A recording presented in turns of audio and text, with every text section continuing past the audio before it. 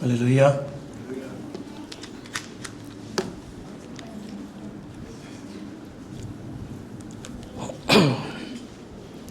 Amen. வேதத்தில் மெய்யாக பார்ப்போம் என்றால் இயேசுவோடைய மரணத்தினாலே அவர் சாத்தானை ஜெயம் எடுத்தார் என்று. Amen. இயேசு கிறிஸ்து வேதத்தின்படி அவர் 2ஆம் ஆதாமாக ஏதேன் தோட்டத்தில் எப்படி முதல் ஆதாம் பாவம் செய்ததினாலே அந்த முதல் ஆதாம் மூலியமாக இந்த பூமியில் எல்லா மனுஷனும் பிறந்திருக்கிறோம். இந்த முதல் ஆதாம் பாவம் செய்ததினாலே அந்த பிசாசை அந்த ஆதாம் ஏவாளையும் வஞ்சித்த அந்த பிசாசை பார்த்து அவர் சொன்ன ஒரு காரியங்கள், இந்த இஸ்ரீ மூலியமாக பிறக்கிற இவர் உன் தலையை நசுக்குவார் என்ற ஒரு வாக்கு தத்தம் 6000 வருஷத்துக்கு முன்பாக இயேசு கிறிஸ்து அங்கே ஏதேன் தோட்டத்தில் வாக்கு பண்ணினது 2000 வருஷத்துக்கு முன்பாக அவர் சிலுவையை செய்து முடித்து ஜெயம் எடுத்தார். ஆமென். அல்லேலூயா. ஆண்டவருக்கு கரங்களை தட்டி மகிமைப்படுத்துவோம். ஏனென்றால் அவர் நம்மளை நேசித்ததினாலே நம்மை ரட்சிக்கும்படியாக தேவனே பூமிக்கு மனுஷனாக வந்தார். ஆமென். ஏனென்றால் பாவம் மன்னிக்கப்பட வேண்டும் என்றால், பாவத்திலிருந்து மீட்கப்பட வேண்டும் என்றால் ஒரு மிருகத்தின் இரத்தம் அது நம்மளை பாவங்களை கழுவி பரிசுத்தப்படுத்த முடியாது. ஜீவனுள்ள தேவனுடைய பரிசுத்த இரத்தம் மாற்றம் தான் ஒரு மனுஷனை அவன் ஆத்மாவுக்கு அந்த இரத்தம் விலை கொடுத்து வாங்க முடியும். ஆமென். அங்கே உங்களும் என்னுடைய ஆத்மாவை மீட்ட இரத்தம் தேவனுடைய பரிசுத்தமான இரத்தமாக இருக்கிறதுனாலே அந்த தேவனை நம்ம எப்போதும் தொடர்ந்து நாம் துதித்து ஆராதிக்க வேண்டும். இன்றைக்கு பெரிதான வெள்ளிக்கிழமையினாலே நம்ம அவருடைய சிலுவை மரணத்தை நினைத்து, அவர் அன்பை நினைத்து நம் இருதயத்தை திறந்து நம்ம அவரை பாடுகிறோம், துதிக்கிறோம். ஆனால் பரலோகத்திலே பார்ப்போம் என்றால் இன்றைய வரைக்கும் இப்பொழுது வரைக்கும் அங்கே ஆட்டுக்குட்டியானவரை தொழுது கொண்டு தான் வருகிறார்கள். ஆமென். இன்றைக்கு ஒரு ஸ்லாக்கியம் கிடைத்தது. உண்மையாக அவர் நேசத்தை அறிந்த நம்ம அவரை கரங்கள் உயர்த்தி அவரை துதித்து பாடினோம்.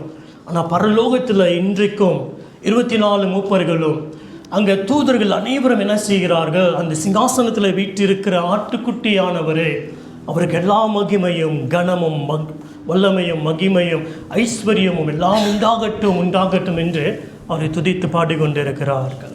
அல்லேலூயா. ஆமென். கரங்களை தட்டி அந்த தேவனை மகிமைப்படுத்துவோம். கடைசியாக பாடின இந்த பாட்டு எனக்கு ஞாபகம் இருக்கிறது. வாலிபர்களாக இருக்கும்போது நாங்கள் கலாத்திட்டு அந்த 1 பெரியல இருக்கும் பொழுது பின்பாக நாங்கள் எல்லாம் இப்போ வாலிபர்கள் நாங்கள் எல்லாம் தூங்க போயிட்டோம். ஆனால் இந்த 1 பெரியர் அங்கே ஜெபிக்கும் இந்த கடைசி பாடல் எங்கள் இருதயத்தை தொட்டது. அந்த நேரத்தில் எங்கள் இருதயத்தை நாங்கள் இயேசுவுக்கு ஒப்பு கொடுத்தோம். ஏனென்றால் அந்த அன்பை நாங்கள் பின்பாக படுத்து கொண்டு இருந்த அந்த தேவனுடைய பிரசன்னம் எங்கள் இருதயத்தை தொட்டதினாலே, அந்த அன்பை நாங்கள் உணர்ந்ததுனாலே அந்த இயேசுவுக்காக வாழும்படியாக எங்களை ஒப்பு கொடுத்தோம். ஆமென். ஆகையால் இந்த பாடல் பாடும் என்றால் 30 வருஷத்துக்கு முன்பாக நடந்த அந்த காரியத்தை நான் மறக்க முடியாது. அந்த தேவனை நான் எப்பொழுதுமே இன்னும் அந்த நேசத்தை நினைத்து நான் துதிக்க அந்த பாடல் என்னை உற்சாகப்படுத்துகிறது. ஆமென். நான் ஜெபிப்போம். தகப்பனே, நமக்கு நன்றி செலுத்துகிறோம். ஆண்டவரே, எங்கோ நாங்கள் வாழ்ந்து வந்தோம், அறியாதபடி இருந்தோம், மீட்டு தூரம் போயிருந்தோம். இன்றைக்கு ஆண்டவரே உம்முடைய வீட்டில் அமர்ந்திருந்து இந்த சிலுவையில் எங்களுக்காக அடிக்கப்பட்ட தேவகுமாரனுடைய அன்பை நாங்கள் கேட்கவும், அந்த தேவனை நாங்கள் அறிந்து கொள்ளவும் இந்த ஸ்லாக்கியத்தை எங்களுக்கு கொடுத்ததற்காக நன்றி. ஆண்டவரே, எங்களை பாக்கியவான்களாக பாக்கியவதிகளாக நீர் மாற்றுவதற்காக நன்றி செலுத்துகிறோம். ஆண்டவரே, அந்த சிலுவையின் அன்பு தாமே எங்களை பாவத்திலிருந்து மீட்டு பரிசுத்தப்படுத்தி மீண்டுமாக பரலோகத்தில் எங்கள் தேவனை நாங்கள் சந்திக்கும்படியாக எங்களுக்கு நித்திய ஜீவனை தந்த அந்த நேச அன்புக்காக நாங்கள் நன்றி செலுத்துகிறோம். தகப்பனே, தகுதி இல்லாத எங்களை அந்த தெய்வகுமாரன் தகுதிப்படுத்தினாரே, அவருக்கு நன்றி செலுத்துகிறோம். கலங்கி இருக்கிற எங்களை கலங்காதே என்று பலப்படுத்துகிற அந்த நேசருக்கு நன்றி செலுத்துகிறோம். எங்கள் ஆத்துமா நேசர் தன்னுடைய ஜீவனை எங்களுக்காக பலியாக தந்ததற்காக நன்றி செலுத்துகிறோம். நன்றி எங்கள் ஆத்துமா நேசரே, நன்றி. இயேசுவின் மூலம் பிதாவே. ஆமென். ஆமென். வாசிக்க கேட்கலாம். எபிரேயர் எழுதின புஸ்தகம் 10ஆம் அதிகாரம் வசனம் 5.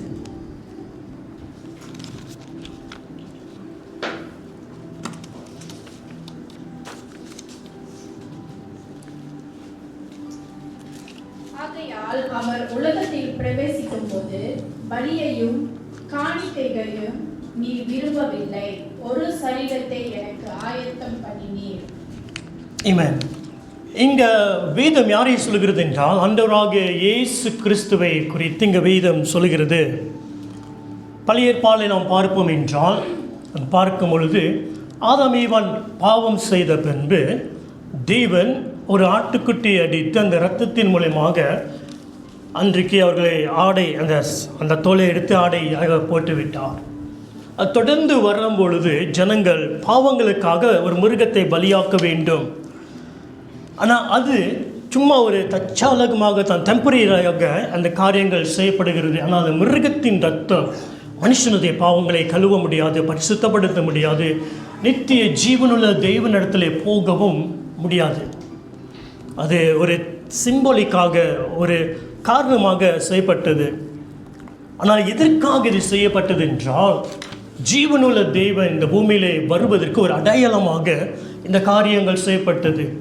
ஆக இங்கே தான் வேதம் சொல்லுகிறது, இயேசு கிறிஸ்து சொல்கிறார், எனக்காக ஒரு சரீரத்தை நீர் ஆயத்தம் பண்ணினீர் என்று. அந்த சரீரம் தான் நம்மளுக்கு என்ன செய்தது? நம்மளுடைய பாவங்களை சுமந்து கொண்டது. 1 பேதுரு புஸ்தகத்தை பார்ப்போம் என்றால், இல்லை ஏசாயா 53ஆம் அதிகாரத்திலே பார்ப்போம் என்றால், அந்த சரீரமானது நம்மளுடைய பாவங்கள், நம்மளுடைய மீறுதல்கள், அக்கிரமங்களை அந்த சரீரத்தின் மேலே சுமக்கப்பட்டது. எப்படி? ஒரு ஆட்டுக்குட்டியை அந்த ஆட்டுக்குட்டி மேலே கரங்களை வைத்து அந்த ஆசாரியன் பாவங்கள் எல்லாவற்றையும் சொல்லுவானோ அந்த பாவங்கள் அந்த ஆட்டுக்குட்டி மேலே போகப்படுகிறது. அதே போல் உலகத்தின் பாவங்களை இருக்கிற எத்தனையோ பில்லியன் கணக்கான ஜனங்கள் இப்போ இருக்கிறார்கள். 7 பில்லியன்ஸா 8 பில்லியன்ஸா?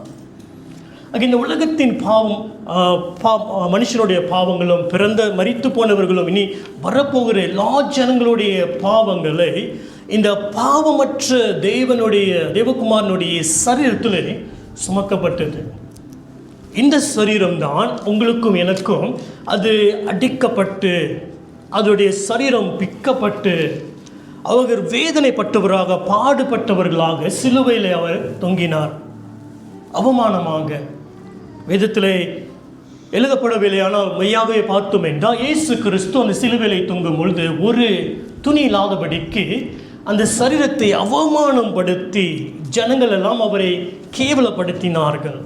போகிற வருவன் எல்லாமே பார்த்து அவரை நிந்தித்து அவமானப்படுத்தி வேதம் சொல்லுகிறது, அவர் தேவனாலே அடிக்கப்பட்டார்கள் என்று உணர்ந்து அவரை சபித்தார்கள், கிண்டலாக பேசினார்கள், அவருக்கு தேவையில்லாத காரியத்தை எல்லாம் சொன்னார்கள். அவங்க நினைத்தார்கள் தேவன் அவரை அடித்தார், தேவன் கைவிட்டார் என்று. ஆனால் இல்லை, அவர் அந்த சிலுவையிலே காணப்பட்ட அந்த கொடூரமான காட்சி யாருக்காக என்றால் உங்களுக்கும் எனக்காக தான். ஆமென். இந்த காட்சிக்கு நிமிர்ந்து தான் ஒரு நாள் நம்ம பரலோகத்தில் நினைத்து அவரை பார்த்து நமக்காக கையில் அடிக்கப்பட்ட அந்த கரங்களை பார்த்து விழாவில் வீட்டி தட்டப்பட்ட அந்த இதை பார்த்து நம்ம என்ன செய்ய போகிறோம்? எனக்காக அடிக்கப்பட்ட தெய்வகுமாரன் என்று அவரை இருதயத்தை திறந்து நம்ம ஆராதிக்க போகிறோம். அந்த தெய்வனை குறித்து தான் இன்றைக்கு நம்ம தியானிக்கும்படியாக, கேட்கும்படியாக, அவரை கனசெலுத்தும்படியாக வந்திருக்கும். அவருடைய சரீரம் நமக்காக பிக்கப்பட்டது. வேதம் சொல்லுகிறது, அவர் சொல்லுகிறார், எனக்காக ஒரு சரீரத்தை ஆயத்தம் பண்ணினீர். ஆகையால் என்ன செய்ய போகிறார் அந்த சரீரத்தின் மூலியமாக? 7ஆம் வசனத்தை வாசிங்கம்மா.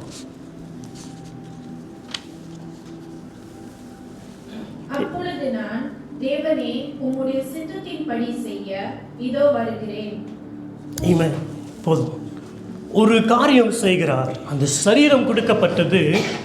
அந்த சரீரத்தை அவருடைய சித்தத்தின்படி வாழும்படியாக அவர் வரவில்லை. அடிக்கப்பட்ட உலகத்தின் பாவங்களை சுமந்து உலகத்தின் பாவங்களுக்காக அடிக்கப்பட்ட தெய்வ ஆட்டுக்குட்டி ஆனவர் என்று சொல்கிற இயேசு கிறிஸ்து தன்னுடைய சித்தத்தை செய்யும்படியாக இந்த பூமிக்கு என்ன செய்யவில்லை? வரவில்லை. தன்னை அனுப்பினவருடைய சித்தத்தை செய்யும்படியாக தான் வந்தார். ஆமென். அவர் என்ன காட்டினார்? தன் அனுப்பினவர் சித்தம் எதற்காக தன்னை அனுப்பினார்? உங்களுக்கும் எனக்காக தான் அந்த குமாரனை அனுப்பினார். யார் இந்த குமாரன்? அந்த பிதாவின் அன்பிலே அவர் நேசத்திலே வாழ்ந்து வந்தவர், பிதாவுக்கு முன்பாக வாழ்ந்து வந்த அந்த நேச குமாரன். அந்த பிதாவின் அன்பை குறித்து அவர் சொல்லிக்கொண்டே இருக்க முடியும். என்றால் அந்த அன்பினாலே நிறைந்து வாழ்ந்த இவரை தான் உங்களுக்காகவும் எனக்காகவும் இந்த பூமியிலே அனுப்பி அவர் நேசம் எப்படிப்பட்டது என்று நமக்காக காண்பிக்கும்படியாக வந்தார். அல்லேலூயா. அந்த இயேசு கிறிஸ்து இந்த பூமியிலே வந்ததினால தான் நீங்களும் நானும் என்ன செய்கிறோம்? பிதா யார் என்று அறிந்திருக்கிறோம். அந்த தகப்பன் எப்படிப்பட்டவர் என்று அறிந்திருக்கிறோம். அவர் யார் நம்மளை கைவிட்டாலும், யார் நம்மளை மறந்து போனாலும், யார் தான் நம்மளை விட்டு விலகினாலும், என்னை மறக்காதவர், என்னை விட்டு விலகாதவர் எனக்கு தகப்பன் ஒன்று என்று ஒரு உறுதி நம்மளுக்குள்ளே வந்த காரணமே இந்த ஆண்டவராகிய இயேசு கிறிஸ்து தான். அவர் தான் தன் பிதாவை வெளிப்படுத்தும்படியாக இந்த பூமியிலே வந்தார். ஆமென். இந்த பூமியிலே வந்து வேதம் சொல்கிறது, இயேசு வந்த நோக்கமே பிதாவின் சித்தத்தை செய்யும்படியாக. யோவான் 17ஆம் அதிகாரத்திலே பார்ப்போம் என்றால் வேதம் சொல்கிறது, அவர் பிதா அவர் எதற்காக இந்த பூமிக்கு அனுப்பினாரோ அது எல்லாவற்றையும் செய்து முடித்தார் என்று அங்கே பிதாவை பார்த்து ஜெபிக்கும் பொழுது சொல்கிற ஒரு காரியத்தை யோவான் 17ஆம் அதிகாரத்திலே நீங்களும் நானும் வாசிக்க முடியும். அல்லேலூயா. ஆமென். அகைன் இயேசு கிறிஸ்து இந்த பூமியிலே வரும் பொழுது அவருக்கு கொடுக்கப்பட்ட ஒரு காரியம் என்னவென்றால், அந்த ஜீவனை கொடுக்கவும் இல்லை அந்த ஜீவனை தனக்கென்று வைத்துக்கொள்ளவும் அவருக்கு அதிகாரம் கொடுக்கப்பட்டது. இயேசு சொல்லுகிறார், அவர் தீர்மானித்த தேர்ந்து கொண்ட காரியம் எது என்றால் தன் ஜீவனை கொடுக்கும்படியாக அவர் வந்தார் என்று வேதத்திலே வாசிக்க முடிகிறது. ஆமென். இப்போ இயேசு கிறிஸ்து இந்த பூமியிலே வரும்போது ஜீவனை கொடுத்தார். அந்த ஜீவன் எதாக மாறுகிறது என்றால் உங்களுக்கும் எனக்கும் நித்திய ஜீவனாக மாறிவிட்டது. ஆமென். பாருங்கள், நம்ம தெய்வம் நம்மளை படைக்கும் பொழுது, மனுஷனை படைக்கும் பொழுது மனுஷனை மண்ணினாலே எடுத்து அவனுக்கு தேவனுடைய சாயம், தேவனுடைய ரூபமாக செய்து அந்த மண்ணிலே தேவனுடைய சுவாசத்தை, ஜீவனை அந்த மனுஷனுடைய நாசியிலே ஊதும் பொழுது அவன் ஜீவ ஆத்மாவாக மாறினான். முதல் ஆதாம் அவன் வாழ்ந்து வந்து பாவம் செய்த பின்பு மரணம் பூமிக்கு வந்தது. ஆனால் இரண்டாம் ஆதாமாக மனுஷனை மீண்டுமாக மீட்டெடுக்க இயேசு கிறிஸ்து மனுஷனாக பூமிக்கு வரும்போது வேதம் சொல்கிறது, ஜீவன் தருகிற ஆவியாக அவர் மாறினார். இனி பிறக்கிற அவருக்குள்ளே பறக்கிற இயேசு கிறிஸ்துவை ஏற்றுக்கொண்ட உங்களுக்கும் எனக்கும் யாராக இருந்தாலும் நமக்கு ஜீவன் இருக்கவும், அது பூரணாக இருக்கவும், அது நித்திய ஜீவனாக இருக்கும்காக இயேசு கிறிஸ்து இந்த பூமியிலே வந்தார். அல்லேலூயா. ஆமென். அல்லேலூயா. ஆகையால் உங்களுக்கும் எனக்கும் நித்திய ஜீவனை கொடுத்தவர் யார் என்றால் ஆண்டவராகிய இயேசு கிறிஸ்து. அந்த சரீரத்தை அவர் எடுத்துக்கொண்டு பிதாவின் சித்தத்தை செய்யும்படியாக இந்த பூமிக்கு வந்தார். உங்களுக்கும் எனக்கும் ஜீவனை தரும்படியாக. அது மட்டுமல்ல, அந்த ஜீவனை அது பரிபூர்ணப்படுத்தும்படியாக அவர் என்ன செய்தார்? இந்த பூமிக்கு வந்தார். அல்லேலூயா. ஆமென். நீங்களும் நானும் பரிபூர்ணமான ஒரு ஜீவனில் இருக்க வேண்டும், அந்த ஜீவனுக்குள்ளே நாம் வாழ்ந்திருக்க வேண்டும் என்று அவர் தன்னுடைய ஜீவனை தன்னுடைய சரீரத்தில் சிலுவையிலே நமக்காக ஒப்பு கொடுத்தார். கொஞ்ச நேரம் செய்தியை நான் வேறு காரியத்துக்குள்ளே நான் கொண்டு போகிறேன். முதலாவது இந்த குட் ஃப்ரைடேனாலே அந்த சரீரத்திலே அவர் பட்ட சில காரியத்தை நாம் யோசிக்க வேண்டும், சிந்திக்க வேண்டும். இந்த சரீரத்தில் தான் இயேசு கிறிஸ்து அந்த பிடிக்கப்பட்ட அந்த ராத்திரிலே பார்க்கும் பொழுது அந்த சரீரத்திலே அந்த தேவகுமாரன் என்ன செய்தார்கள் என்ற பிரதான ஆசாரியர்கள் அவரை நமக்கு முன்பாக அவங்களுக்கு முன்பாக அவங்க அடித்தார்கள்.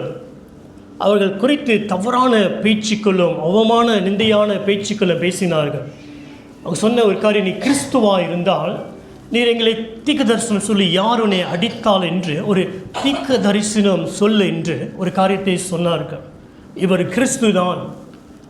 அந்த கிறிஸ்துவை தான் மாறி மாறி இருக்கிற அங்கே சீஃப் ப்ரீஸாக இருக்கலாம், இல்லை வேத பண்டிதர்களாக இருக்கலாம், அங்கே ஆலயத்தில் இருக்கிற மத போதகர்களாக இருக்கலாம். அவர் என்ன செய்தார்கள் என்றால் அவரை காரி துப்பினார்கள்.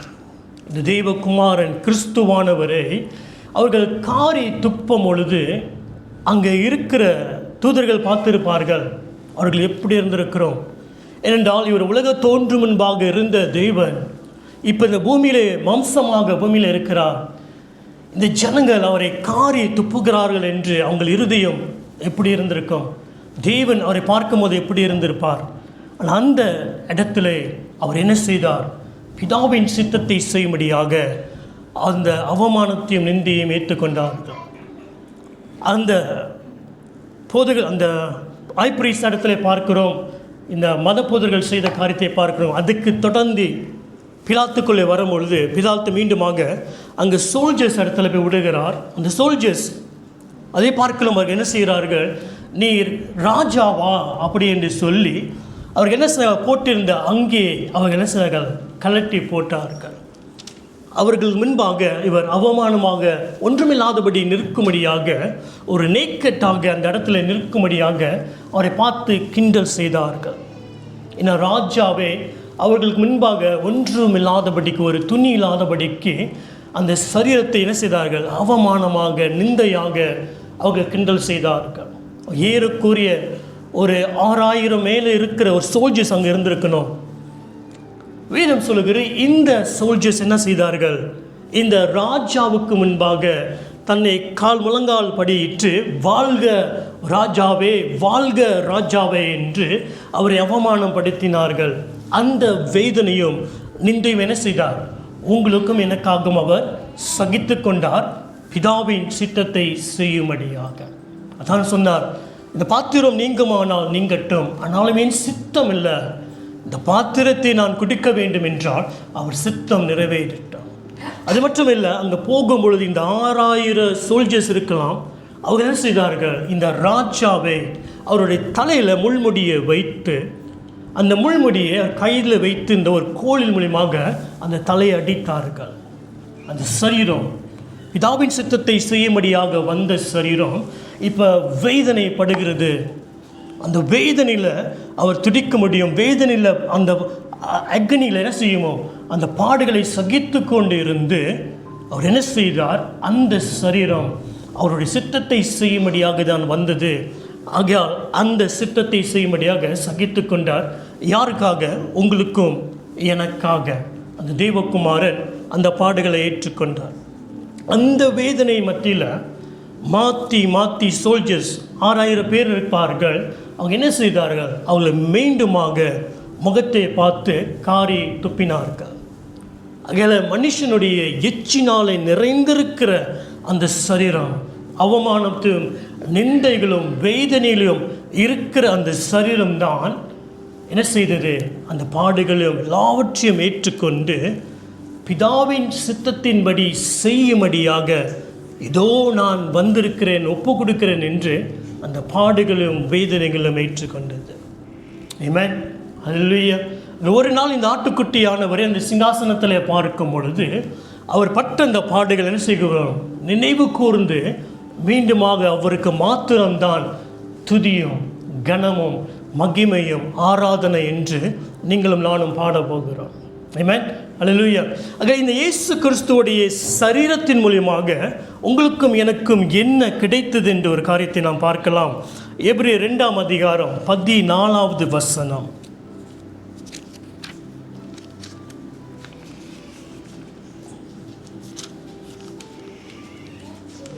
ஆதலால் பிள்ளைகள் மாம்சத்தையும் இரத்தத்தையும் உடையவர்களாய் இருக்க அவரும் அவர்களைப் போல மாம்சத்தையும் இரத்தத்தையும் உடையவரானார். மரணத்துக்கு அதிகாரியாகிய பிசாசு ஆனவனை தமது மரணத்தினாலே அழிக்கும்படிக்கு. வேதம் சொல்லுகிறது, எப்படி பிள்ளைகளுக்கு மாம்சமும் இரத்தமும் இருக்கிறதோ அதே போல உங்களைப் போல என்னை போல அவரும் மாம்சத்திலும் இரத்தத்திலும் அவர் காணப்பட்டார். அதே சரீரத்தில் தான் அவர் என்ன செய்தார், இந்த சாவுக்கு அதிபதியாக இருக்கிற சாத்தானை அவர் முறியடித்தார். அல்லேலூயா, ஆமென். அந்த சரீரம் அவருக்காக ஆயத்த பண்ணப்பட்ட அந்த சரீரத்தின் மூலமாகத்தான் நமக்கு மரணத்தின் பயம், நம்ம மரணத்தின் மூலியமாக ஒரு பிரிவினை கொண்டு வருகிறது. 2வது மரணத்தின் மூலியமாக நம்ம நித்தியமாக பிரிவினை கொண்டு போகிற இந்த காரியத்தில் இருந்து ஜெயம் எடுக்கும்படியாக அந்த மரணத்தின் அதிபதியாகிய சாத்தானை இயேசு என்ன செய்தார்? அவர் தோற்கடித்தார். ஆமென். சிலுவை மூலியமாக நம்மளுக்கு என்ன கிடைத்தது? நம்மளை தோற்கடித்து நம்மளை மேற்கொள்ள இருந்த அந்த பிசாசுடைய கரத்தில் இருந்து தேவனுடைய பிதாவானவர் குமாரனை அனுப்பி நம்மை விடுதலையாக்கி நம்மை அவருடைய பிள்ளையாக மாற்றினார். அல்லேலூயா. அந்த தேவனுக்கு கரங்களை தட்டி மகிமைப்படுத்துமாக. ஐயா, நம்ம மறிக்க மாட்டோமா? இல்லை, நமக்கு மரணம் இருக்கிறது என்றால் முதலாவது பாவம் செய்ததினாலே மரணம் இருக்கிறது. ரெண்டாவது அந்த மரணத்தை ஜெயித்ததினாலே இந்த மறிக்கிற இந்த மாம்சத்தின் மரணத்தை அடுத்து நாம் பிதாவை நித்திய காலமாக பிதாவை சந்திக்க போகிறோம். இயேசு கிறிஸ்து மீண்டும் வரும்பொழுது நம்ம மரித்திருப்போம் என்றால் நம்முடைய சரீரம் மீன்பாக கல்லறையில் எழுந்து அந்த ஆண்டவராகிய இயேசு கிறிஸ்துவோட சேர்ந்து இந்த பூமியை ஆளுகை செய்ய போகிறோம். அல்லேலூயா. ஆமென். ஆகையால் ரெண்டாவது மரணத்தை குறித்து நமக்கு பயம் இல்லை. ஏனென்றால் ஆண்டவராகிய இயேசு அந்த மரணத்தின் அதிபதியாகிய சாத்தானை ஜெயித்ததினாலே. ஆமென். அல்லேலூயா. ரெண்டாவது காரியம் என்ன நம்மளுக்கு கிடைத்தது? 1 யோவான் 3ஆம் அதிகாரம் 8வது வசனம்.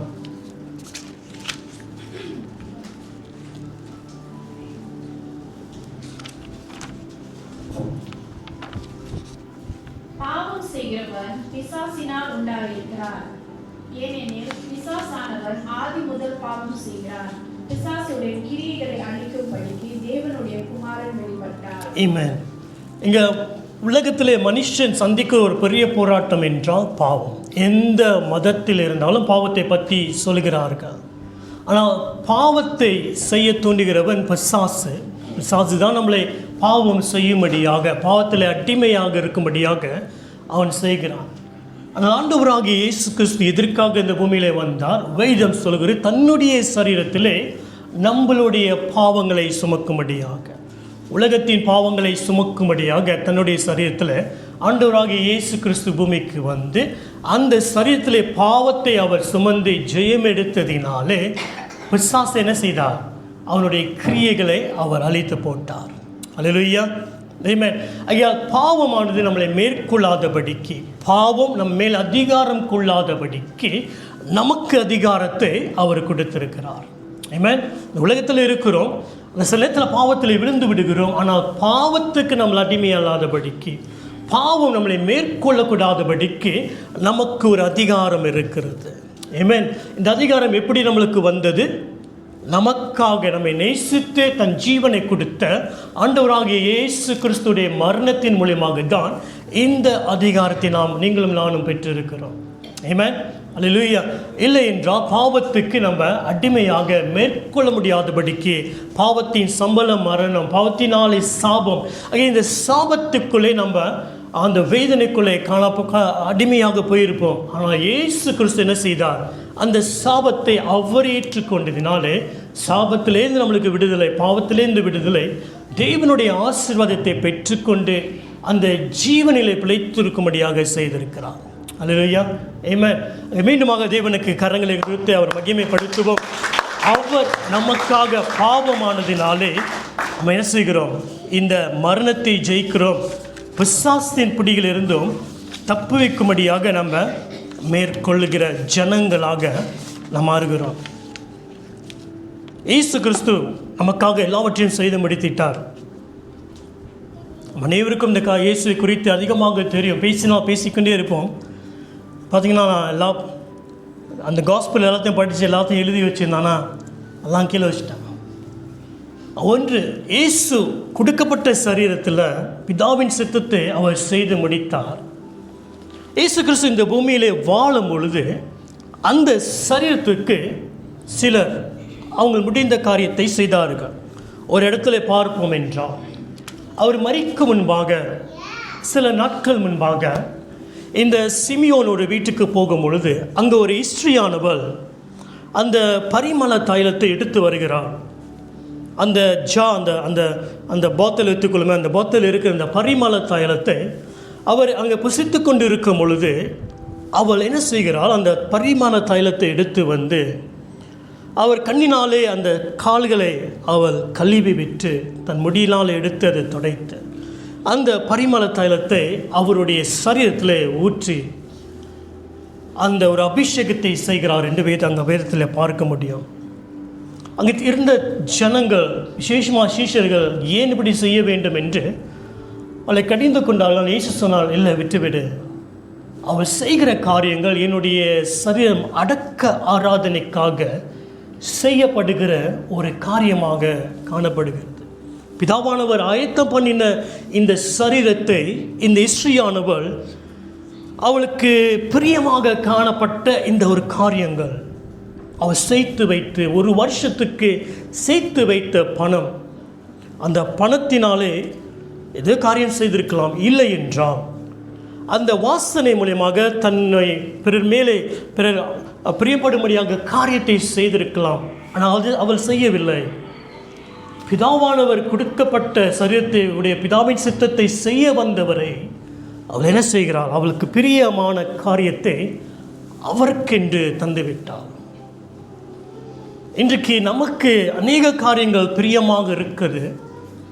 நமக்காக தன் ஜீவனை கொடுத்து நம்மளை மீட்டு கொண்டு மரணத்துக்கும் பாவத்தின் அதிகாரத்தில் இருந்து மீட்டு நமக்கு நித்திய ஜீவனை தந்த இந்த தேவனை பார்க்கும் பொழுது, இந்த மரணத்திலே மீட்டதுக்கும் நித்திய ஜீவன் கொடுத்த அந்த காரியத்தை எந்த காரியத்தின் மூலியமாக நம்ம மீண்டுமாக அதுக்கு ஈடாக ஒன்றும் தர முடியாது. மரித்த பின்பு நித்திய காலமாய் ஜீவிக்க போகிறேன், மரித்த பின்பு இந்த மரணம் மேற்கொண்டு நான் வாழப்போகிறேன், ஒரு காரியத்தை மீண்டுமாக கொடுத்து நான் கட்ட முடியாது. ஆனால் என்ன செய்ய முடியும்? எனக்கு பிரியமாக இருக்கிற காரியத்தை அந்த தெய்வகுமாரனுக்கு என்ன செய்ய முடியும்? தர முடியும். இல்லை என்றால் அந்த என்னையும் அவரையும் பிரிக்கக்கூடிய எனக்கு பிரியமாக இருக்கிற காரியத்தை நான் வேண்டாம் என்று விட்டுவிட முடியும். நான் விட்டுவிட்டு அவருக்காக ஜீவிப்பேன் என்றால் அவர் என்ன செய்கிறார்? அந்த மரணத்திலும் ஜெயித்தவர் அவர் என்னோடு ஜீவித்து நானும் அவரும் ஒன்றாக இணையும்படியாக ஒரு வாழ்க்கைக்குள்ளே நீங்களும் நானும் நித்திய ஜீவனுக்குள்ளே பிரவேசிப்பதற்கு அவர் வழி நடத்துகிறார். அல்லேலூயா. நாம் தீர்மானிக்க வேண்டும். இயேசு கிறிஸ்து எல்லாவற்றையும் செய்து விட்டார். அவருடைய சரீரம் மூலியமாக எனக்கு எல்லாவற்றையும் தந்து விட்டார்.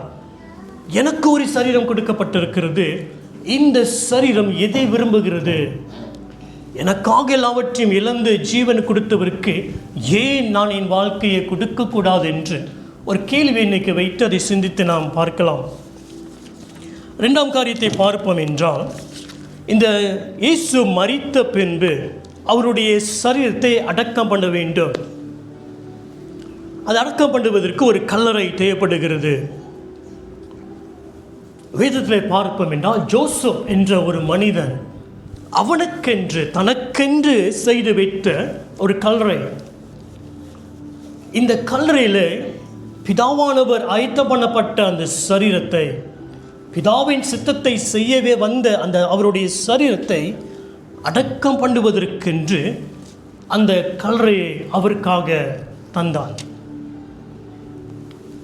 நம்ம எந்த காரியத்தை பிதாவின் சித்தத்தை செய்யும்படியாக இந்த பூமிக்கு வந்து எனக்காக மரித்தவருக்கு நான் எந்த காரியத்தை அவருக்கு தர சித்தமாக இருக்கிறேன்? அவருடைய காரியத்தை செய்யும்படியாக. ஒன்று மறந்துடக்கூடாது. பவுல் சொல்லுகிறான், இனி நான் அல்ல, என்னை நேசித்து எனக்காக தன் ஜீவனை தந்த தேவன் மேல் விசுவாசத்தினாலே நான் பிழைத்திருக்கிறேன். அவரே எனக்குள் பிழைத்திருக்கிறார். அங்கே என் சரீரத்தை ஜீவ பலியாக நான் அவருக்கு பிழைக்கும்படியாக நான் ஒப்பு கொடுக்க வேண்டும். இதுதான் மெய்யான காரியங்கள். அதுக்கு அடுத்து எந்த காரியத்தை நான் அவருக்கென்று தர முடியும்? போன வாரம் நம்ம பாம் சண்டே செய்தோம், கொண்டாடினோம். என்ன நடந்தது?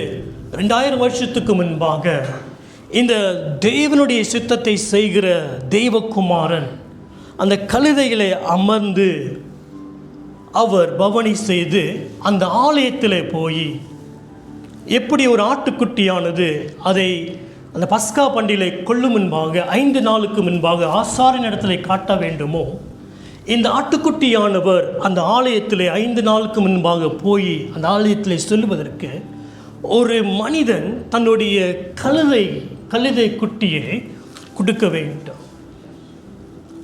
இந்த தெய்வனுடைய சித்தத்தை செய்கிற தெய்வகுமாரனுக்கு அந்த கழுதை குட்டியை தந்ததைப் போல நீங்களும் நானும் எந்த காரியத்தை நாம் இந்த ஆண்டு கொடுக்க நம்ம தீர்மானிக்க போகிறோம். அவர் எதை எதிர்பார்க்கிறார், அவர் கிட்டி நம்ம எதை கொடுக்க போகிறோம், எதை செய்ய போகிறோம் என்று நீங்களும் நானும் ஆராய்ந்து பார்க்க வேண்டும். நம்ம வாரம் வாரம் செய்கிற இந்த த லார்ட்ஸ் டேபிள், இந்த கம்யூனியன் எடுக்கிறோம். இந்த கம்யூனியன் செய்வதற்கு இந்த பிதாவின் சித்தத்தை செய்ய வந்தவருக்கு இருந்து தன்னுடைய சீஷருடைய கால்களை கழுவி, இனி அடுத்து வரப்போகிற ஒவ்வொரு இந்த இரத்தத்தையும் திராட்சரசத்தையும் இந்த அப்பத்தையும் புசித்து அவர் வரும் நாள் வரைக்கும் அந்த மரணத்தை நினைவு கூறுவதற்கு ஒரு இடத்தை தரும்படியாக ஒரு மனிதன் தன் இடத்தை கொடுத்தான். அவன் கொடுத்ததினாலே சீஷருடைய கால்களை கழுவினார். அந்த இரத்தத்தையும் திராட்சரசத்தையும் செய்யக்கூடிய காரியத்தை அவர் ஸ்தாபித்தார். அது இதுவரைக்கும் நாம் செய்து வருகிறோம். ஆனால் செய்வதற்கு ஒரு மனிதன் தன் இடத்தை கொடுத்ததினாலே அவர் செய்ய முடிந்தது. ஆக நீங்களும் நானும் எந்த காரியத்தை பிதாவின் சித்தத்தை செய்ய வந்து தன் ஜீவனை தந்து என்னை பிசாசனுடைய பிடியில் இருந்தும் பாவத்தில் இருந்தும் மீட்டி என் பாவங்களை கழுவி பரிசுத்தப்படுத்தினார். எந்த மனுஷனும் செய்ய முடியாத காரியத்தை செய்தார். இரண்டாவது, மரணவினை மேற்கொள்ளாதபடிக்கு மரணத்தின் அதிகாரத்தில் சாத்தானை தோக்கடித்து என்னை ஜெயம் பண்ண வைத்தார். எந்த மனுஷனும் செய்ய முடியாது. இப்படிப்பட்ட காரியத்துக்கு நான் எந்த காரியத்தையும் ஈடாகவே கொடுக்க முடியாது. இவருக்கு நான் என்ன கொடுக்க போகிறேன், என்ன செய்ய முடியும்? ஒன்றும் செய்ய முடியாது. ஒன்று செய்ய முடியும், அவர் விரும்புகிற காரியத்துக்கு என் வாழ்க்கையை என்ன செய்ய முடியும், தர முடியும். அல்லேலூயா, ஆமென். அங்கே ஒரு காரியங்கள், இந்த முதல் ஆதாம் அவர் படைத்தார், இந்த பூமியிலே வந்தான். ஆனால் படைத்தவருக்கு விரோதமாக கீழ்ப்படியாதபடிக்கு அவன் எழும்பினான். இயேசு கிறிஸ்து இரண்டாவது ஆதாமாக இந்த பூமியிலே வந்தார். வேதம் சொல்லுகிறது, அவர் கீழ்ப்படிந்தவராக, மரணம் பரியந்தும் கீழ்ப்படிந்தவராக தன்னை தாழ்த்தி தேவனுக்கு முன்பாக கீழ்ப்படுகிற ஒரு வாழ்க்கையை தன் ஒப்பு கொடுத்தார். ஆமென், அல்லேலூயா. அதாவது ஆண்டவராகிய இயேசு கிறிஸ்து சிலுவையை சுமந்து போகும் பொழுது அவர் இந்த உலகத்தின் எல்லா காரியங்களையும் வேதங்களையும் பாவங்களையும் இந்த சாபத்தையும் எல்லா அவமான நிந்தைகளையும் ஏற்றுக்கொண்டு போனார் பிதாவின் சித்தத்தை செய்வதற்கென்று. ஆனால் தாழ்ந்து கீழ்ப்படிந்து போனார். உங்களுக்கும் எனக்கும் ஒரு பயணம் இருக்கிறது. அவரை பின்பற்றுகிற நீங்களும் நானும் நமக்கென்று ஒரு சிலுவை கொடுக்கப்பட்டிருக்கிறது. சிலுவை சொன்னால் ரொம்ப பேத்துக்கு கஷ்டமாக இருக்கும். என்னால் இப்போ ரொம்ப பேர் இது பிரசங்கம் பண்ணுவதில்லை. இயேசு சொன்னார், என்னை பின்பற்றிக்க விரும்புகிறவன் அவன் என்ன செய்ய வேண்டும், தன்னுடைய சிலுவையை சுமந்து என்னை பின்பற்றி வர வேண்டும் என்று. ஆமென். தேவஜனம் இந்த சிலுவை என்று சொல்லும் பொழுது நமக்கு வேதனை கொடுக்கிறது, பாடுகள் இருக்கிறது, அவமானம் இருக்கிறது. அது நம்மளுக்கு நிந்தையை கொண்டு வரும், நம்மளுக்கு வேதனையை கொண்டு வரும். இந்த சிலுவை இல்லாவிட்டால் நம்மளுக்கு சந்தோஷமாக இருக்கலாம், நம்ம எல்லாத போல நம்மளும் சந்தோஷமாக வாழ முடியும். ஆனால் தேவன் அதை எதிர்பார்க்கவில்லை. நீங்களும் நானும் ஏதோ ஒரு சிலுவையை சுமந்து அவரை பின்பற்றி போக வேண்டும் என்று அவர் விரும்புகிறார். அந்த சிலுவை நம்மளுக்கு வேதனையாக இருக்கலாம், அந்த சிலுவை நம்மளுக்கு கஷ்டமாக இருக்கலாம். ஆனால் எப்படி ஆண்டவராக இயேசு கிறிஸ்து சுமந்து போன சிலுவை அவருக்கு அடுத்து வந்த சந்ததி, அதுக்கு அடுத்து வந்த ஜனங்களுக்கு அது விடுதலையாக, அது நன்மையாக காணப்பட்டதோ, நீங்களும் நானும் சுமந்து போக வேண்டிய அந்த சிலுவை இனி வர வேண்டிய சந்ததிக்கு அது ஒரு நன்மையாக முடியும். அப்போஸ்தலனாகிய பவுல் சொல்கிறான், நான் பட்ட இந்த வேதனைகள் உங்களுக்கு நன்மையாக இருக்கும் என்றால் நான் சந்தோஷமாக இருக்கிறேன். ஏனென்றால் என்னுடைய பாடுகள் உங்களை மீண்டுமாக கிறிஸ்துவுக்களை இன்னும் உற்சாகமாக கொண்டு வருகிறது என்றால் அதை குறித்து நான் மேன்மை பாராட்டுகிறேன் என்று பவுல் சொல்லுகிறான். உங்களுக்கும் எனக்கும் கொடுக்கப்பட்ட சிலுவை இல்லை, இது வேணாம், கஷ்டமாக இருக்கு என்று நம்ம இழந்து போவோம் என்றால் நம்ம என்ன செய்கிறோம் என்றால், நம்மளுடைய சந்ததி இனி நம்மளை பார்த்து வரப்போகிற ஜனங்களை நம்ம ஒரு டிஸ்பாய்ஸ் பண்ணிவிட்டு பரவாயில்ல என்று நம்ம தள்ளிவிடுகிற ஒரு ஜனங்களாக மாறுகிறோம். ஆனால் இயேசுவை பின்பற்ற வேண்டும் என்று தீர்மானித்தோம் என்றால் நமக்கு கொடுக்கப்பட்ட சிலுவை மித்தங்களுக்கு கொடுக்கப்பட்ட சிலுவை அல்ல, இல்லை தேவையில்லாத வம்பில் மாட்டிக்கொண்டு பிரச்சனை நம்மளே வாங்கி கொண்ட காரியம் அல்ல. நமக்கென்று கொடுக்கப்பட்ட சிலுவையை நீங்களும் நானும் சுமந்து வருவோம் என்றால் இனி வரப்போகிற சந்ததிக்கு அது ஒரு பலனாகவும் அது ஒரு உற்சாகமாகவும் காணப்படும். ஆமென். ஆகையால் சிலுவையை சுமந்து எல்லாவற்றையும் வெற்றி சிறந்தார், அவர்னாலே நாம் பிழைத்திருக்கிறோம். அதற்காக நாம் நன்றி சொல்லுகிறோம். அதற்காக நம்மளுடைய ஜீவனை நம்ம கொடுத்து வாழ வேண்டும். ஆனால் நமக்கென்று ஒரு சிலுவை கொடுக்கப்பட்டிருக்கிறது, அதை சுமந்து பின்பற்றி வருவோம் என்றால் அவர் செய்ய வேண்டிய கிரியைகளை அவர் செய்ய முடியும். அல்லேலூயா, ஆமென், அல்லேலூயா. ஆகையாலே மறந்துவிட வேண்டாம், இயேசுவின் சிலுவையை குறித்து நம்ம மறந்துவிட வேண்டாம். அந்த காரியம்தான் இன்றைக்கு பரலோகத்திலே இதுவரைக்கும் தூதர்கள் பாடி துதித்து கொண்டிருக்கிறார்கள். ஒரு நாள் அவரை நினைத்து நினைத்து நம்ம துதித்து பாடி அவரை மகிமைப்படுத்த போகிற காரியமும் அதுதான். ஆகையால் அந்த சிலுவின் காரியத்தை நாம் மறந்துவிடக்கூடாது. அவர் செய்த காரியத்தை நம்ம நினைத்து சந்தோஷமாக இருக்க வேண்டும். அதன் மூலமாக பெற்றுக்கொண்ட நன்மை நம்ம வாழ்க்கையை கிருகை செய்ய நம்ம என்ன செய்ய வேண்டும்? அதில் வாழும்படியாக நம்ம ஒப்பு கொடுக்க வேண்டும். ஆமென். ரெண்டாவது காரியங்கள், எப்படி பிதாவின் சித்தத்தை செய்யும்படியாக தன் சரீரத்துக்கு காரியத்தை ஒப்பு கொடுத்து செய்தாரோ அந்த சரீரத்துக்காக பிறர் அவங்க செயல்பட்டார்களோ, கிறிஸ்து நமக்குள்ளே பிழைத்திருக்கிறார். பிதாவின் சித்தத்தை தொடர்ந்து செய்ய இந்த பூமியிலே நீங்களும் நானும் நம்மளுடைய சரீரத்தை ஜீவ பலியாக கொடுக்க வேண்டும். இதுதான் நாம் செய்ய வேண்டிய புத்தி உள்ள ஆராதனை. அதுக்கு அடுத்து நமக்கு உள்ள காரியத்தை, எந்த காரியத்தை அவருக்கென்று நான் கொடுக்க வேண்டும் என்று நம்ம தனிப்பட்ட வாழ்க்கையில் நாம் அறிந்திருக்கிறோம். எந்த தேவையில்லாத விருப்பங்கள் நான் அவருக்காக விட்டுவிட வேண்டுமோ அதை குறித்து நீங்களும் நானும் அறிந்திருக்கிறோம். அதை நாம் செய்ய வேண்டும். அல்லேலூயா, ஆமென். கடைசியாக அவர் சிலுவையை சுமந்து எல்லாவற்றையும் செய்து அந்த சிலுவையின் மூலமாக நமக்கு நன்மை இருக்கும் என்றால் அவரை பின்பற்ற தீர்மானித்த நீங்களும் நானும் அவரை பின்பற்றி போக வேண்டும் என்றால் நம்முடைய சிலுவையை சுமந்து நாம் செல்ல வேண்டும். ஏனென்றால் நம்ம சுமந்து செல்ல போகிற அந்த சிலுவை தான் நீ வரப்போகிற ஜெனரேஷனுக்கு நம்ம பட்ட பாடுகள், நம்ம பட்ட வேதனை சகித்து நம்ம ஜெயம் எடுத்த காரியங்கள் அவங்களை உற்சாகப்படுத்தி கிறிஸ்துவை பின்பற்றுவதற்கு அது பலனாக மாறும். ஆமென், அல்லேலூயா. இந்த காரியத்தை சிந்திப்போம், நம்ம ஒப்பு கொடுப்போம். யாவரும் எழுந்து நின்று ஒரு பாடலை நாம் பாடுவோமாக. வெளிப்படுத்தல் புஸ்தகத்தில் பார்ப்போம் என்றால் வேதத்தில் பார்க்கிற ஒரு ஏறக்குறைய ஒரு அரை மணி நேரம் பரலோகம் அப்படியாகவே அமைதியாக மாறிவிட்டுதான். என்றால் சுற்றி பார்க்கிறார்கள், பரலோகத்திலையும் பூமியிலும் பூமிக்கு கீழே அந்த ஒரு ஸ்க்ரோல் எடுக்குவதற்கு பாத்திரர் யாருமே இல்லையா? அது ஜனங்கள் எல்லாம் வேதனையோடு அழுந்து அரை மணி நேரம் அமைதியாக பின்பு ஒருவர் அந்த இடத்துல வருகிறார். அவர் எப்படிப்பட்டவர் என்றால் ஆட்டுக்குட்டியானவரை போல காணப்படுகிறார்.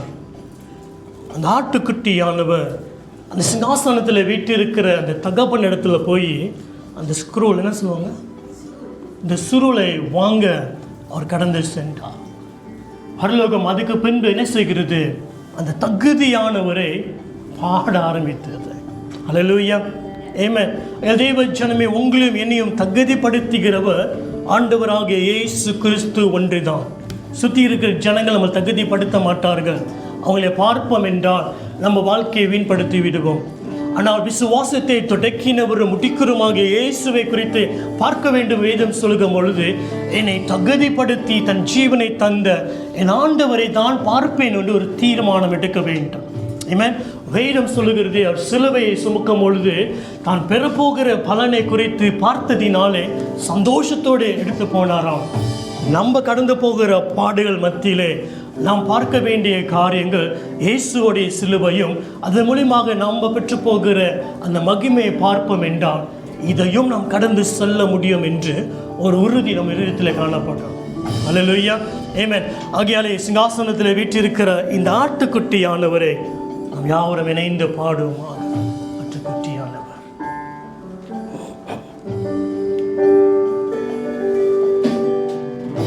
ஆட்டுக்குட்டியானவரே, ஆட்டுக்குட்டியானவரே, ஆட்டுக்குட்டியானவரே,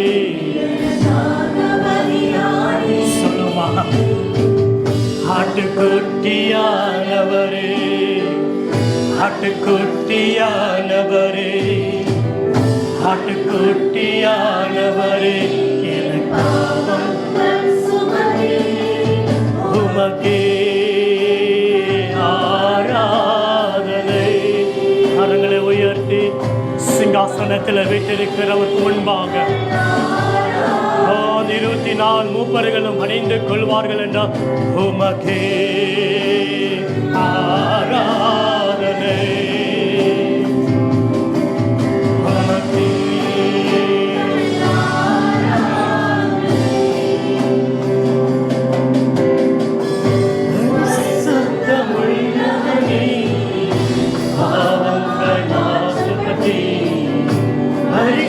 பரிசுத்தமுள்ளவனே, பாவமாய் மாற்றப்பட்டு நீதிமானாக என்னை மாற்றினீ,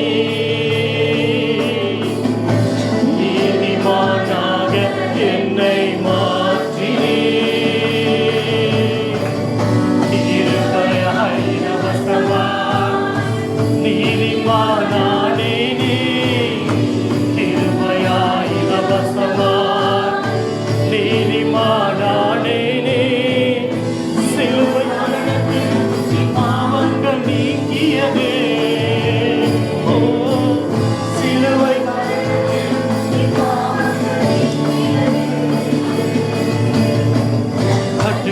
ஆட்டுக்குட்டியானவரே, ஆட்டுக்குட்டியானவரே, ஆட்டுக்குட்டியானவரே, ஆட்டுக்குட்டி எனக்காக பலியாகிறே, ஆட்டுக்குட்டியானவரே, உமக்கே ஆராதனை, உமக்கே ஆராதனை. கிறிஸ்து எனக்காக சாபமாய் மாறினீ, கிறிஸ்து எனக்காக சாபமாய் மாறினீ, ஆசீர்வாதம் என்னை மாற்றினீ. ஓ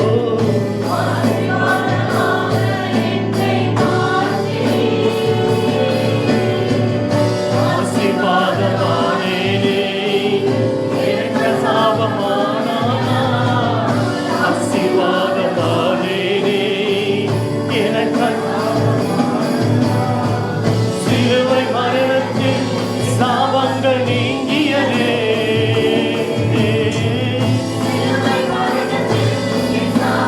நீங்கியதே. ஆட்டுக்குட்டியானவரே, ஆட்டுக்குட்டியானவரே, ஆட்டுக்குட்டியானவரே, ஆட்டுக்குட்டியானவரே,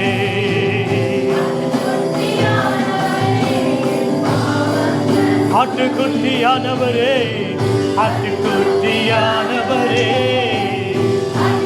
ஜீசஸ், ஆட்டுக்குட்டியானவரே, ஆட்டுக்குட்டியே, ஆட்டுக்குட்டியானவரே,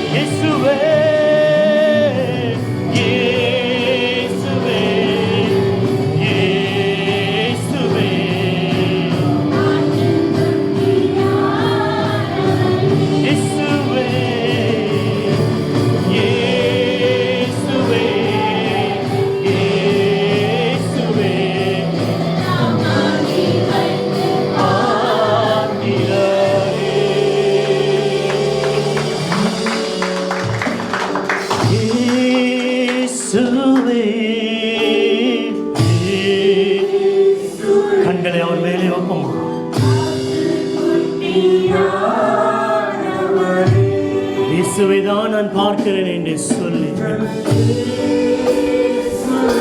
எனக்காக சிலுவையிலே பலியாகினார். என் பாவங்களுக்காக பலியாகின, என் மீறுதலுக்காக பலியாகின இயேசுவே, எனக்கு சமாதானம் உண்டு பண்ணுகிற ஆக்கினை தீர்ப்பு இயேசுவின் மேலே உண்டு ஆகிற்று. அவருடைய தலைமகளினாலே நான் சுகமாகிறேன்.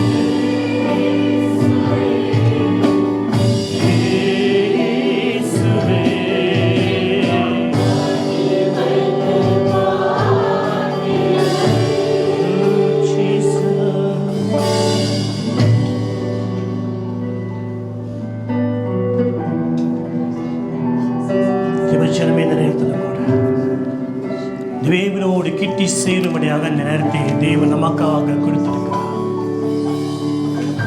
நாம் அவரோடு கிட்டி சேருவோம், அவர் நாம் கிட்டி வருவோம். அவருடைய பிரியமாக இருக்கு. இளைய குமாரன் தகப்பனை விட்டு தூரம் சென்றான். எனக்கு அப்பா வேண்டாம், அந்த அப்பாவோட பாசம் வேண்டாம். என்னுடைய இருதயத்தில் விருப்பம் இருக்கிறது, நான் என் விருப்பத்தின்படி வாழ போகிறேன் என்று தகப்பனை விட்டு தூர தேசத்திலே போகின்றான். தகப்பனை விட்டு தூரம் போன அவனுக்கு இருந்த எல்லா காரியத்தையும் மகிமையும் எல்லாவற்றையும் இழந்து இருதயத்திலே சந்தோஷம் இல்லாதபடிக்கு வேதனைப்பட்டவனாக அந்த தூர தேசத்திலே இருந்து யோசித்தான். என் தகப்பனுடைய வீட்டிலே எல்லாமே சந்தோஷமா இருக்கிறார்களே, நான் அவருடைய பிள்ளை அவர் கிட்ட இல்லாதபடிக்கு தூரமா இருந்து கவலையோடு துக்கத்தோடு வாழ்கிறேனே, அப்படிப்பட்ட வாழ்க்கை எனக்கு வேண்டாம் என்று ஒரு தீர்மானம் செய்தான். என் தகப்பனை வீட்டுக்கு நான் செல்லுவேன், என் தகப்பன் வீட்டுக்கு நான் சென்று பா, நம் பிள்ளையாக ஏற்றுக்கொள்ள தகுதி இல்லப்பா, என்னோட வேலைக்காரனாக மாத்திரம் ஏற்றுக்கொள்ளும் என்று என்னை ஒப்பு கொடுப்பேன் என்று சொன்னான். ஆனால் தன்னுடைய தகப்பனும் என் மகன் தூரத்தில் இருந்து எப்போ வருவான் என்று இருதயத்தில் வேதனையோடு எதிர்பார்ப்போடு காத்திருந்து ஒரு நாள் மகன் தூரத்திலேருந்து வருகிறதை பார்த்து தன் மகனை ஓடி போய் கற்றி அணைத்து கொண்டு முத்தமிட்டு மீண்டுமாக தன் பக்கத்திலே தன்னுடைய மகனை அவர் ஏற்றுக்கொண்டதை போல இன்றைக்கு உங்களுக்கும் எனக்கும் அப்பாவுடைய வீட்டில் சந்தோஷமாக இருக்கும்படியாக அவர் நம்மளை அழைக்கிறார். நீங்க இயேசு அறிந்திருப்பீர்கள், ஆனால் இயேசு விட்டு தூரமாக போயிருப்பீர்கள் என்றார். அதெல்லாவற்றையும் மறந்துவிட்டு உங்களை நேசித்து உங்களுக்காக தன் ஜீவனை தந்த தேவனிடத்திலே மீண்டுமாக கிட்டி வந்து, இயேசுவே எனக்கு நீர் வேண்டும், நீ கொடுத்த இந்த ஜீவன் உனக்காக வாழ வேண்டும் என்று ஒப்புக்கொடுப்போமா? இந்த ஆண்டவரை இயேசுவை ஏற்றுக்கொள்ள நீங்கள் மனதாக இருப்பீங்கள் என்றார். அவரை பார்த்து சொல்லுங்கள், இயேசுவே என் பாவத்தை எனக்கு மன்னிங்க, நமக்கு விரோதமாக பாவம் செய்தேன், இரத்தத்தினால் என்னை கழுவுங்க, என்னை பரிசுத்தப்படுத்துங்க, தேவனுடைய பிள்ளையாக என்னை ஏற்றுக்கொள்ளுங்க, நானுமே உமக்காக வாழ மோடு வாழ வேண்டும் என்று அவரை பார்த்து சொல்லும்.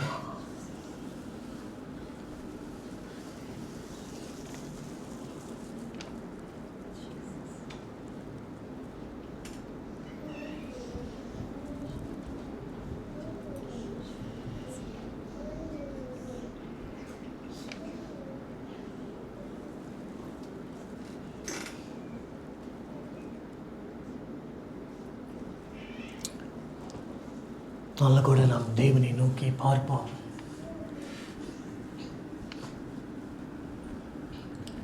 அவருடைய சரீரத்தை நமக்காக பிக்கப்பட்டது அவர் ரத்தம் நமக்காக சிந்தப்பட்டது. ரத்தம் சிந்தாவிட்டால் பாவ மன்னிப்பில்லை. எந்த மனுஷனும் நம் பாவத்தை மன்னித்து கழுவி நம்மளை பரிசுத்தமாக அலங்கரித்து பார்க்க முடியாது. நம்மளை படைத்த ஒரு தேவன் மாத்திரம்தான் அதை செய்ய முடியும். சிலுவையில் அவர் செய்து முடித்து விட்டார். அந்த தேவனை நினைத்து நாம் இதில் பங்கு பெறும் முன்பாக வேதம் சொல்லுகிறது, ஏனோ தானோ செய்யாதபடிக்கு அந்த சரீரத்தை நாம் சரியாக புரிந்து அதை கனப்படுத்த வேண்டும். இன்றைக்கு அவருடைய சரீரம் நமக்கு என்ன செய்தது என்று, எந்த வேதனை துக்கம் கடந்து சென்றது என்று நாம் அறிந்தோம். அதை நினைத்து இதில் பங்கு பெறும்படியாக நாம் ஒப்புக்கொண்டோமாக ஆசிர்வாதத்தை கொடுக்கும்படியாக கேட்டுக்கொள்வோம்.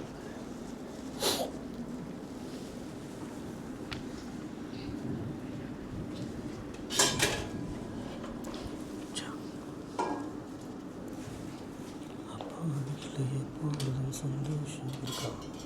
இந்த பாட்டு கடைசி தான்.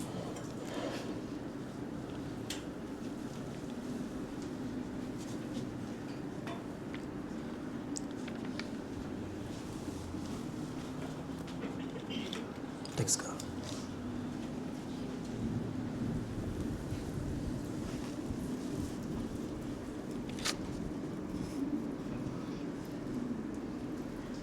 Sinai Maranam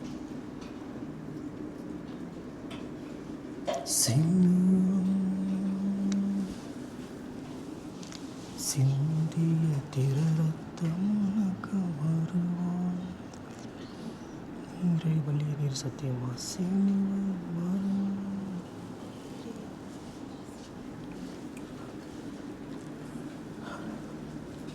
Nire Bali சத்தியம் நீரே ஜீவன் இயேசையா,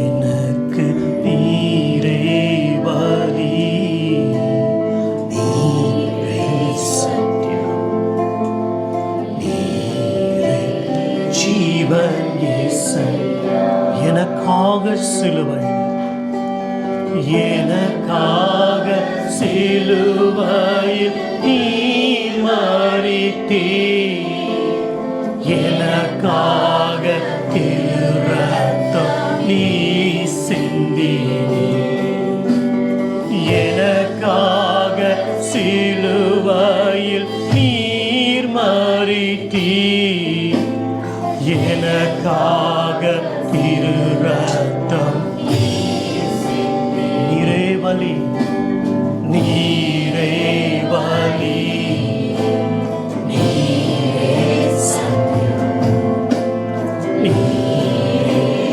ஜீவன் இயேசையா,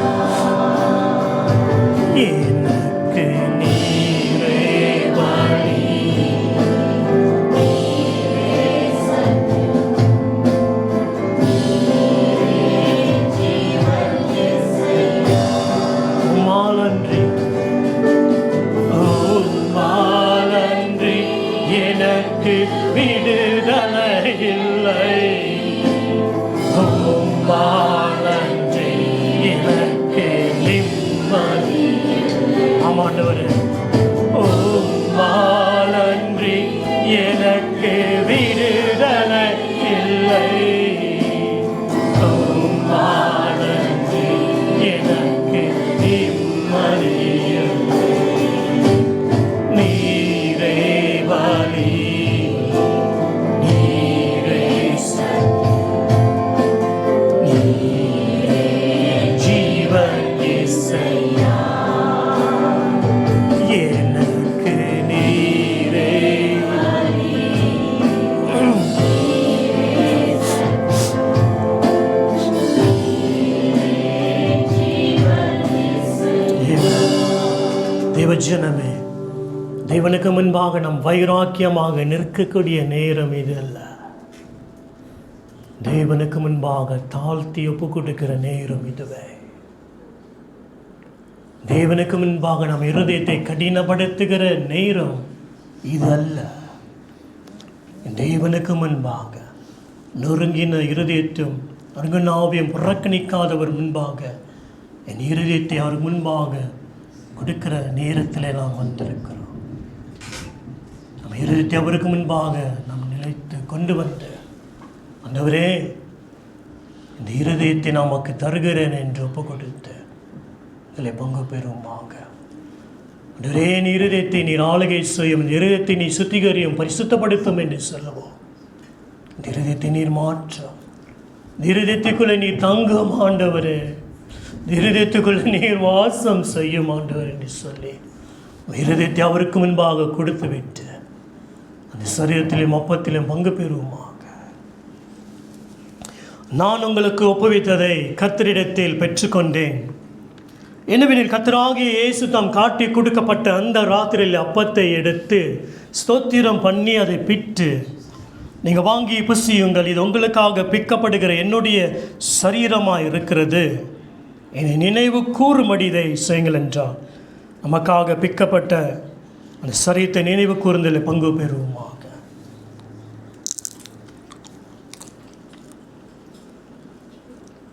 போஜன பண்ணின பின்பு அவர் அந்தபடியே பாத்திரத்தையும் எடுத்து, இந்த பாத்திரம் என் இரத்தத்தினாகிய புதிய உடன்படிக்கையாக இருக்கிறது, நீங்கள் இதை பானம் பண்ணும் போதெல்லாம் என்னை நினைவு கூறும்படி இதை செய்யுங்கள் என்றார்.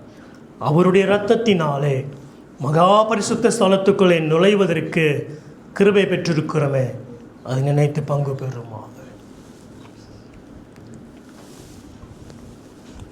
தேவனுக்கு நன்றி செலுத்துவோம். ஆண்டவரே, உங்களுடைய இரத்தத்தினாலே எங்களை மீட்டு பரிசுத்தப்படுத்தினீரே, நன்றி. இரத்தத்தினாலே ஆண்டவரே எங்களை நீதிமானாய் மாற்றினீரே, நன்றி.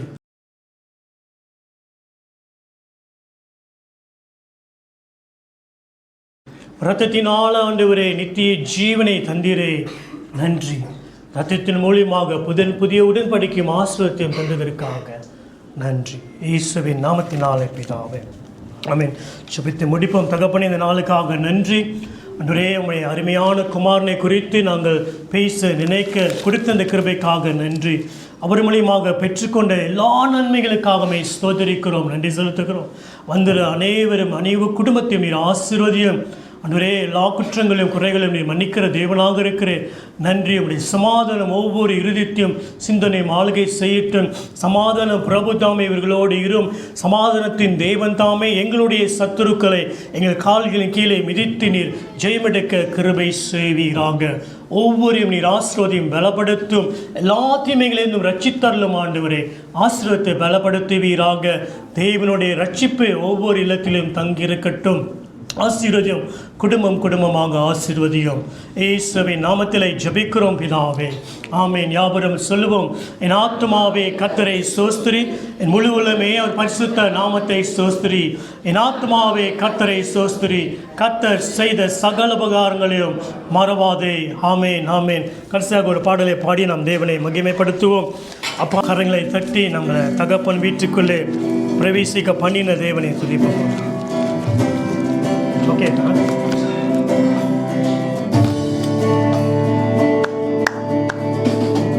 வீட்டில் எப்போதும் சந்தோஷமே, பாடலும் பாடலும். சொல்லுமா, அப்பா வீட்டில் எப்போதும் சந்தோஷமே, பாடலும் பாடலும். ஆடுவோம், கொண்டாடுவோம்,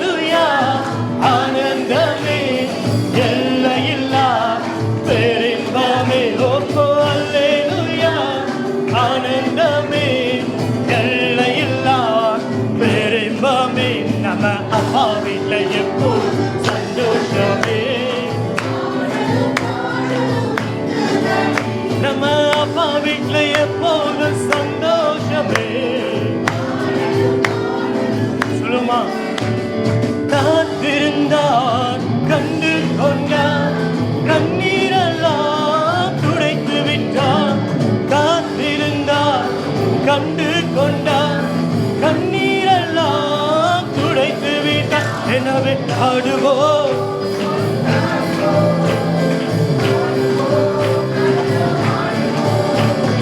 ஆடுவோம் கொண்டாடுவோம்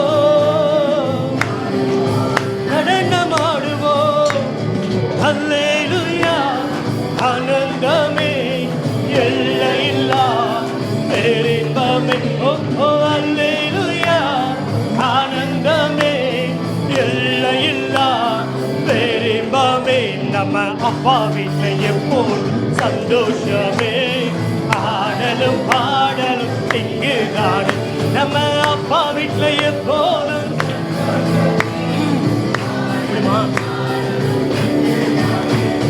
பரிசுத்த முத்தம் தந்து பாவமெல்லாம் போக்கிவிட்டான் பரிசுத்த முத்தம் தந்து பாவமெல்லாம் போக்கிவிட்டான் எனவே ஆடுவோம் கொண்டாடுவோம் ஆடுவோம் நடனமாடுவோம் ஆடுவோம் கொண்டாடுவோம் ஆடுவோம் நடனமாடுவோம் அல்லேலூயா ஆனந்தமே எல்லையில்லா பேரின்பமே ஓ ஓ அல்லேலூயா ஆனந்தமே எல்லையில்லா பேரின்பமே நம்ம அப்பா வீட்டில் எப்போது சந்தோஷமே ஆடலும் பாடலும் இங்குதான் நம்ம அப்பா வீட்டில் எப்போது சந்தோஷமே ஆடலும் பாடலும் நம்ம அப்பா வீட்டில் எப்போதும் ஆடலும் பாடலும் இங்குதானே ஆசீர்வாதத்தை பெற்றுக்கொள்வோம். தெய்வன் தாமே நம்மை ஆசீர்வதித்து நம்மளை காத்து நம்முடைய முகத்தை நம் மேலே பிரகாசித்து நம்ம மேலே கிருபையும் தயவுமாக இருந்து பிதாவுடைய அன்பினாலும் குமாரனுடைய கிருபையினாலும் பரிசுத்தாவினுடைய அந்யோன்ய ஐக்கியத்தினாலும் நம்மளை என்றும் ஆசீர்வதித்து நடத்துவாராக. Amen. God bless you.